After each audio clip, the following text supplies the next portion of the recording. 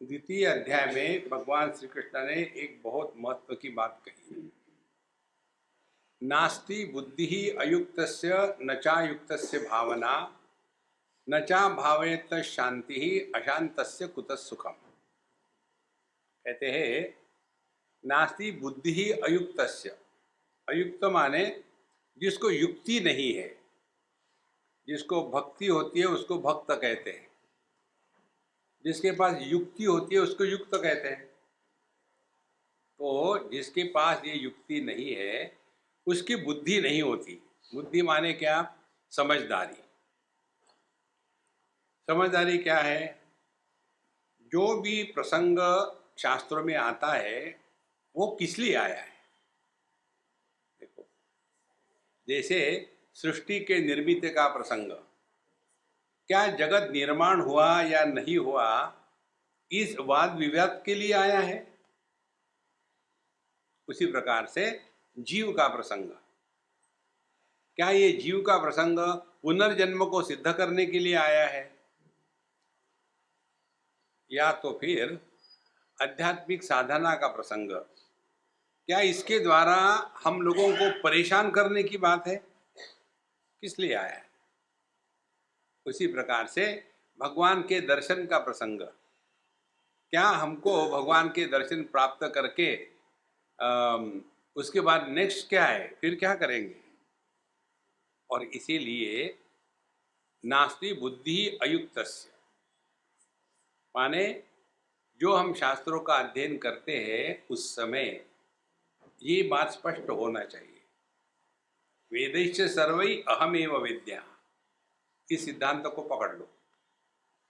जो भी हम अध्ययन कर रहे हैं इस सब का तात्पर्य केवल अपने को पहचानने में है। यदि वो नहीं हुआ तो सारा का सारा व्यर्थ हो गया।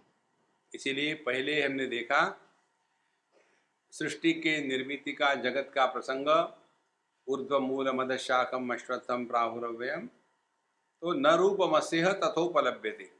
ये जो बताया है उसको ऐसा मत देखो। फिर क्या है, बोले अपने अनुभूति का विश्लेषण करो। दो शब्द है, एक है ज्ञान, दूसरा है बोध। जो हम आचार्य से, गुरुजनों से सुनते हैं उसको ज्ञान कहते हैं। यह ज्ञान परोक्ष ज्ञान होता है। केवल मान लिया, हाँ जी भगवान है, मान लिया भाई स्वर्ग है नरक है, मान लिया, क्योंकि जिनसे सुना है उनके प्रति हमारे मन में आस्था और आदर है। एक तो बात उसको कहेंगे ज्ञान, लेकिन उसका अनुभव नहीं है। तो ज्ञान और अनुभव में क्या फर्क हो गया? ज्ञान के उपलब्धि के लिए किसी ना किसी करण की आवश्यकता है। जैसे प्रत्यक्ष वस्तु का ज्ञान के लिए इंद्रियों की आवश्यकता है, सुख दुख के ज्ञान के लिए मन की आवश्यकता है, कंसेप्ट को समझने के लिए बुद्धि की आवश्यकता है, और परोक्ष ज्ञान को स्वीकार करने के लिए श्रद्धा की आवश्यकता है। तो श्रद्धा से तो मान लिया, लेकिन उसका हमको अनुभव है क्या? तो इसीलिए दूसरी बात भगवान कहते हैं नास्ति बुद्धि अयुक्तस्य न चायुक्तस्य भावना। तो ये दो स्टेजेस में भी साधक को जाना पड़ता है। पहले जिसके बारे में हमको ज्ञान नहीं है उस ज्ञान को प्राप्त करें। तो उसके लिए किस प्रकार से प्राप्त करें ये युक्ति हमको होनी चाहिए। तो युक्ति साधु संत बताते हैं कि पहले हमको मालूम नहीं तो कोई बात नहीं, मालूम करने के लिए सत्संग करो। तो पहले श्रवण, पुस्तकों का अध्ययन करना और शास्त्रों का अध्ययन करना, इसमें बहुत फर्क है। जैसे हम किसी वस्तु को देखते हैं तो वस्तु को देखते हैं, लेकिन जब हम दर्पण को देखते हैं तो दर्पण को नहीं देखते, दर्पण में देखते हैं, और दर्पण में हम अपने को देखते हैं।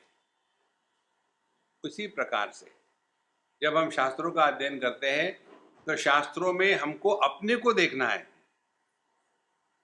इसीलिए पहले श्रवण कर लिया, उसके बाद मनन होगा। तो पहले श्रवण के द्वारा जो अज्ञान है वो हमने हटा दिया। फिर ज्ञान तो हुआ, लेकिन उसमें बहुत संदेह बाकी है अभी। तो इस संदेह को हटाने के लिए श्रवण के पश्चात अब मनन करना है।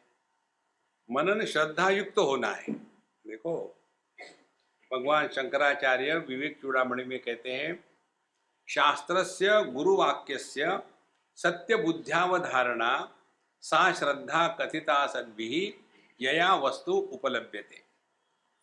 शास्त्रों ने जो कहा है और गुरुजनों ने जो बताया है वो किस प्रकार से सत्य है, यह जो विधेयात्मक विचार की प्रणाली है, इसको कहते हैं श्रद्धा।